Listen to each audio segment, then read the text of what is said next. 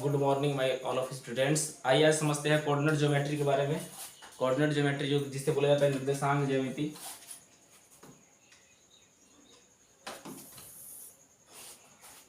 आपको मालूम होना चाहिए कि निर्देशांक ज्यामिति में एक्स अक्ष और वाई अक्ष होते हैं।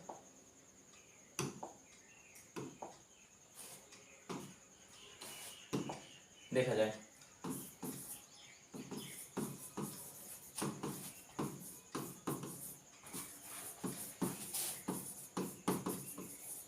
जिसे बोला जाता है निर्देशांक ज्यामिति।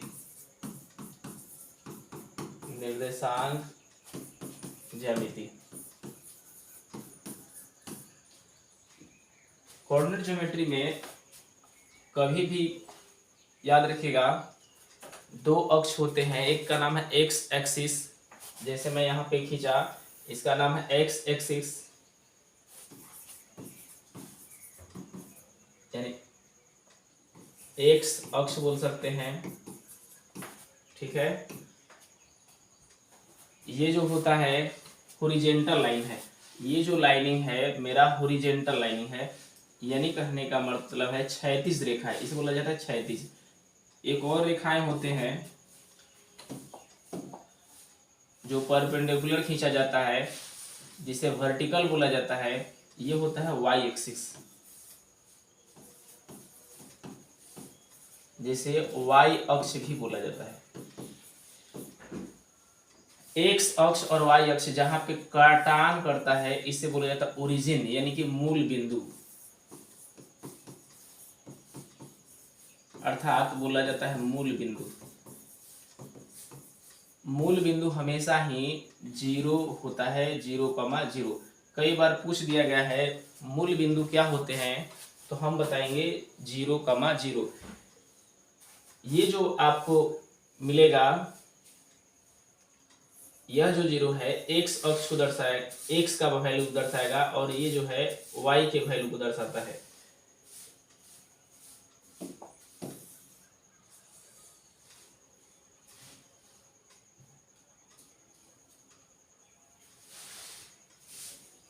यहाँ पे एक और बात आपको समझ लेना है।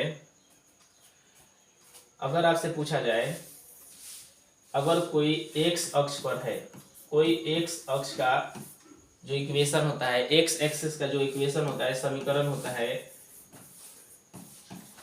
एक्स अक्ष के समीकरण को बोला जाता है, एक्स एक्सिस को समीकरण में होता है एक्स का मान ज्यों का त्यों एक्स रहेगा, और वाई का जो वैल्यू होता है, वाई का वैल्यू जो होता है वो 0 हो जाता है। यानी एक्स अक्ष के समीकरण में वाई का जो मान होगा 0 होगा, और वाई अक्ष के समीकरण में, वाई अक्ष के समीकरण में, वाई अक्ष यानी वाई एक्सिस के समीकरण में एक्स का मान क्या होगा, 0 हो जाएगा, यानी 0,y लिख देंगे। इस बात को समझना है, एक्स अक्ष का जो समीकरण होगा, एक्स अक्ष का जो समीकरण होगा उसमें y का वैल्यू 0 हो जाता है। तो कई बार इस तरह से आपसे पूछ लिया गया है, एक्स अक्ष का y निर्देशांक, एक्स अक्ष का y निर्देशांक क्या होगा, अक्ष का y निर्देशांक क्या होगा। जब x अक्ष का पूछा जाएगा उसका y निर्देशांक, तो आप इसमें y का वैल्यू क्या कर लीजिएगा, 0। इस बात को फिर से आप एक बार देखा जाए, ये जो मूल बिंदु होते हैं, ये जो मूल बिंदु हमारे हैं, मूल बिंदु हमेशा 0 0 होते हैं, यानी कि x का ये जो वैल्यू है वह 0 होगा, y का जो वैल्यू है वह 0 हो जाएगा। इस बात को यहाँ समझिएगा, इसे x अक्ष बोला जाता है, इसे y अक्ष बोला जाता है। मूल बिंदु से हम अगर दाईं तरफ जाते हैं, दाहिने तरफ जाते हैं, तो जितने भी सारे पॉइंट लिखे जाएंगे, जितने भी बिंदु लिखे जाएंगे वो प्लस में लिखे जाता है, प्लस में लिखे जाएंगे। जैसे यहाँ x अक्ष पर है तो 1 लिखेंगे, ये पहला जो हमारा बिंदु होगा, x का मान 1 होगा, तो y, इसका y अक्ष क्या हो जाएगा, 0 हो जाएगा। ठीक इसी तरह से दूसरे बिंदु पर जाएंगे तो x का जो वैल्यू होगा 2 होगा, और y का जो वैल्यू होगा 0 हो जाएगा। ठीक इसी तरह से अगर आगे बढ़ता चला जाए अगर मान के चलिए यहाँ और बिंदु हो जाता, यहाँ एक और बिंदु है, यहाँ एक और बिंदु है, तो काउंट कीजिए। अगर यहाँ पर कोई बिंदु होगा तो क्या होगा, 1 2 3 4 5, यहाँ 5 हो जाएगा और y का जो वैल्यू होगा 0 हो जाएगा। इसी तरह से हम बाएं की तरफ जाएंगे तो यहाँ पे यहाँ पर जो वैल्यू होता है माइनस में दर्शाया जाता है, यानी यहाँ एक बिंदु है और यहाँ एक बिंदु है, यहाँ बिंदु है, इसी तरह से इसे दर्शाना होगा। तो आप इस जो x अक्ष का मान है बाएं तरफ जाते हैं तो माइनस में लिया जाता है, यानी -1 और 0 हो जाएगा। ये 0 किसका है, y का मान है, क्योंकि y का जो अक्ष है 0 हो जा रहा है।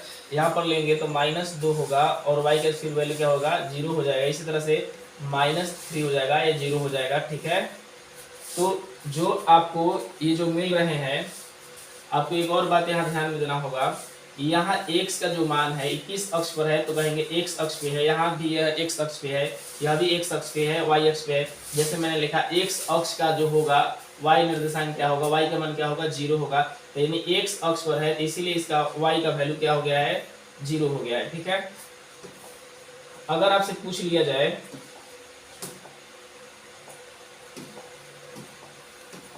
अगर आपसे इसी तरह से पूछा जाए,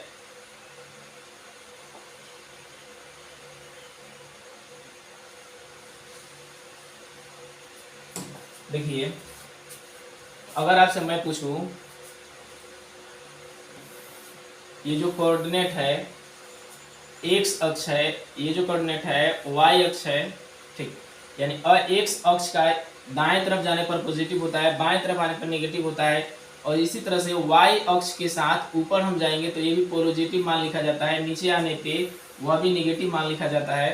यानी इस तरह माइनस, इसका अर्थ है कि ये जो है x अक्ष का है, बाएं माइनस लिखा जाएगा और दाहिने प्लस लिखा जाएगा। ठीक, इस प्रकार से जब दो लाइन हॉरिजॉन्टल और वर्टिकल खींच दिया जाता है तो हमारे 4 पार्ट में ये जो प्लेन है, ये जो प्लेट है 4 भागों में बट जाता है। चारों का नाम अगर देखा जाए तो इसे बोला जाता है फर्स्ट कोऑर्डिनेट बोला जाता है, इसका नाम बोला जाता है सेकेंड कोऑर्डिनेट, इसका नाम है थर्ड कोऑर्डिनेट और इसका नाम है फोर्थ कोऑर्डिनेट।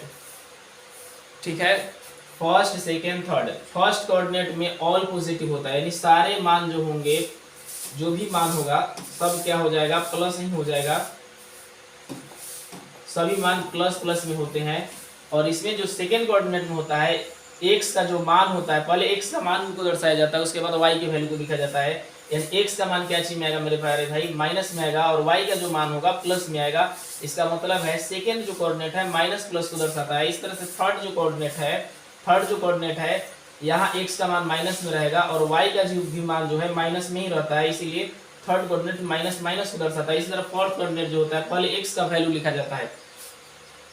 किस तरह से, तो x का जो वैल्यू है पहले x का मान लिखिए, तो x का मान किस चीज में आएगा, तो प्लस में आएगा, और y का जो वैल्यू होगा माइनस में आएगा, यानी फोर्थ कोऑर्डिनेट जो आएगा वो माइनस में आएगा। एक सवाल हम आपके लिए दे रहे हैं, आपको ये सॉल्व करना होगा। किस तरह से सॉल्व होगा देखिए ध्यान से। अगर मैं बोलूं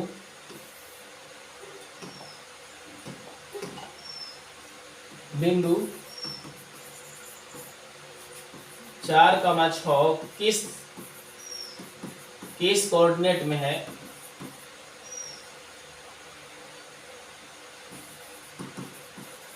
किस कोऑर्डिनेट में है, तो आप यहाँ पे 4 का वैल्यू, ये जो 4 है, 4 का देखिए, 4 के सामने क्या है, प्लस है, और 6 के सामने क्या है, प्लस है। तो आप यहाँ से बता सकते हैं प्लस प्लस किस में है, तो यहाँ आपको बिल्कुल दिखाई दे रहा होगा साफ साफ, यानी कि फर्स्ट कोऑर्डिनेट इसका राइट आंसर हो जाएगा।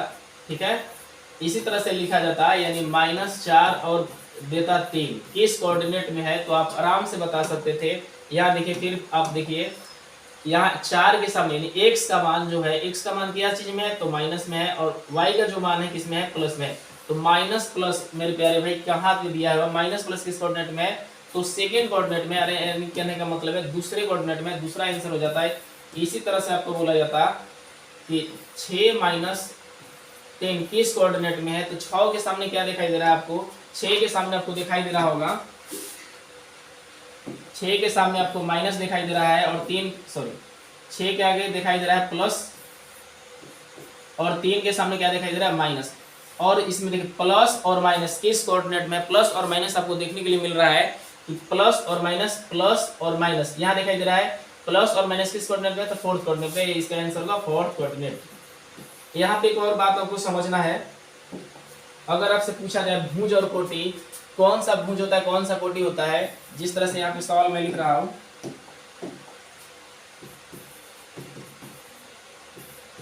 बिंदु 4 6 का भुज कोटि क्या होगा, भुज कोटि क्या होगा। एक यहाँ पे आप समझ लीजिए भुज और कोटि क्या होगा, बहुत आसान है। पहले भुज होता है और दूसरा कोटि हो जाता है। भुज और कोटि आपसे पूछ लिया है, जो x का एक्सिस है यानी x का जो मान है, जो x है उसी को बोला जाता है भुज, और जो y है उसको बोला जाता है कोटि। तो आप हमें बताइए अब भुज का वैल्यू क्या है। तो भुज का वैल्यू बताइएगा कि सर एक भुज है 4 और कोटि है 6, कोटि है 6। इस तरह से आप सवालों को बना सकते हैं कि भुज और कोटि कितना मान दिया है। अगर आपसे इस तरह से और पूछ लूं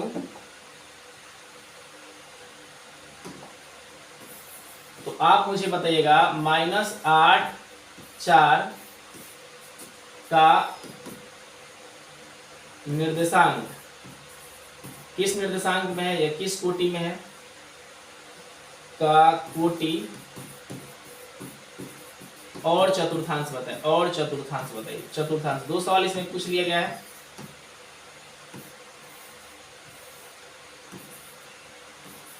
चतुर्थांश यहाँ देखिए प्यारे भाई, कोटि पूछा है तो कोटि केवल आप हल करिएगा तो कोटि क्या हो जाएगा, कोटि का वैल्यू क्या होगा, और जो होता है कोऑर्डिनेट क्या हो जाएगा, ये आपका 4 हो जाएगा। कोटि को ऑर्डिनेट बोला जाता है, मैं उससे बोला गया कोऑर्डिनेट बोला जाता है। यानी कोटि पूछा है तो 4 होगा, और चतुर्थांश पूछा है किस चतुर्थांश में है, तो अभी अब मैंने बताया था 8 के सामने क्या है, माइनस है, और 4 के सामने क्या है, 4 के सामने आपको दिखाई दे रहा होगा प्लस, यानी 4 के आगे दिखाई दे, सॉरी 8 के आगे माइनस दिखाई दिया और 4 के सीधे सामने दिखाई दिया आपको प्लस।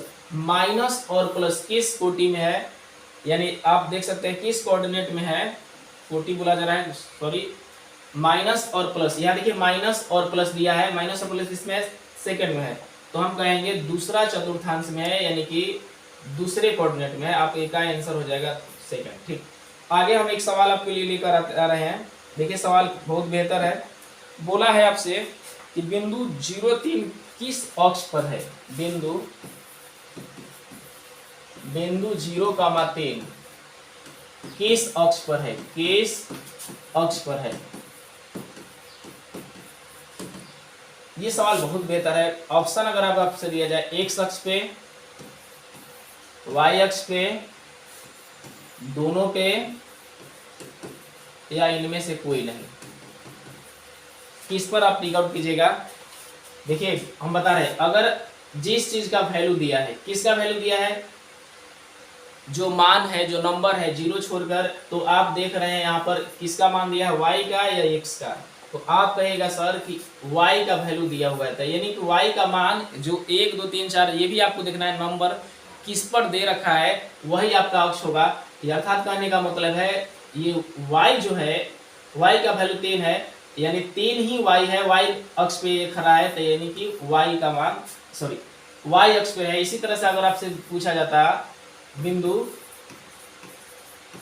-40 किस अक्ष पर है, ठीक, तो आप क्या बताते, किसका मान दिया हुआ है, तो x का मान है, तो हम आंसर मारते x अक्ष।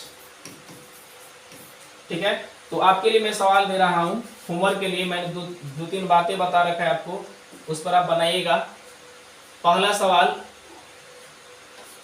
आपके लिए यह रहेगा, -4 - 2 का कोटि और भुज निकालना है। दूसरा सवाल यह रहेगा, -5 - 4 का भुज और कोटि निकालना है, भुज कोटि निकालना है। तीसरा सवाल आपका रहेगा 0,8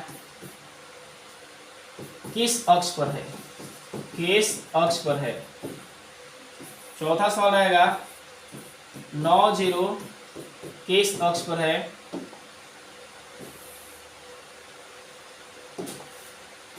पांचवा सवाल आपका रहेगा -8 -3 का चतुर्थांश, मतलब कहने का मतलब है किस चतुर्थांश में है,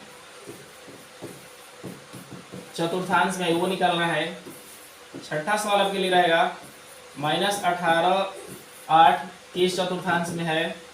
अगला सवाल आपका रहेगा 5 6 किस चतुर्थांश में है। इस तरह से अगला सवाल फिर एक रहेगा